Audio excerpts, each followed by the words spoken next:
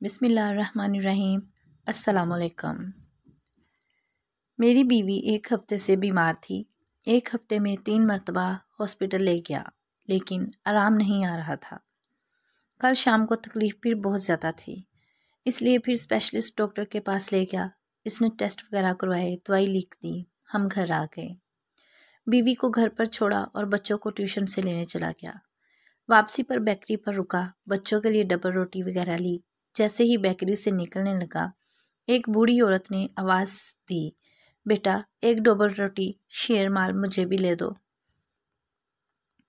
मैंने इग्नोर कर दिया और बाहर निकल आया, क्योंकि हालात बहुत टाइट जा रहे थे और महीने की आखिरी तारीखें भी थी और डॉक्टर दवाइयों पर भी बहुत खर्चा हो चुका था। मैं जैसे ही बाइक तक पहुंचा, मैं रुक गया और एक लम्हे के लिए सोचा कि हो सकता है ये किसी बीमार के लिए शीर माल लेती हो और इसके पास पैसे ना हो।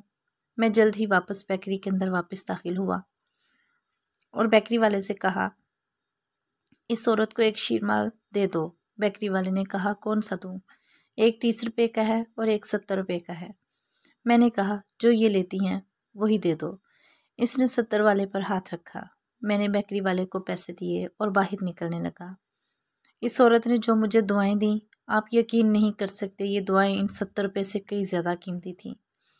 मैंने बाइक स्टार्ट की और बच्चों को लेकर घर आ गया और अल्लाह का शुक्र अदा किया कि किसी की छोटी सी मदद की, क्योंकि दिल थोड़ा मुतमिन महसूस कर रहा था। रात को बीवी को कहा, दवाई खाओ और सो जाओ। सुबह बच्चों को स्कूल के लिए जल्दी उठना भी होता है। बीवी सुबह उठी तो इससे पूछा, कैसी हो? तो इसने फ़ौरन जवाब दिया, मैं तो काफ़ी बेहतर महसूस कर रही हूँ और दर्द भी बिल्कुल ख़त्म हो गया है। हालांकि सिर्फ एक टाइम ही दवाई खाई थी। हम मियाँ बीवी ने एक साथ बैठकर नाश्ता किया।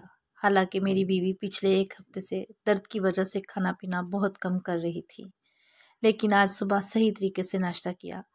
मेरे जहन में इस औरत की दुआएं याद आ रही थीं, जिसकी मैंने बहुत छोटी सी मदद की थी, लेकिन इसका सिला मुझे हाथों हाथ मिल गया था। अल्लाह ताला हमें भी ऐसी मदद करने की तौफीक अता फरमाए। हमें अपने आसपास बहुत से लोगों पर नज़र रखनी चाहिए। बहुत से मुश्किल हालात चल रहे हैं। अल्लाह ताला हमें तौफीक अता